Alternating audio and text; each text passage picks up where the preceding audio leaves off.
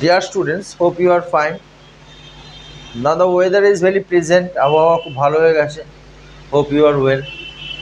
My today's topic is English grammar and the lesson is verb. আমরা verb শিখছি. আজকে আমরা শিখব নন ফাইনাইট ভার্ব অর্থাৎ অসমাপিকা ক্রিয়া. Non finite verb is not limited by person and number of the subject. কি বললাম? What I am saying?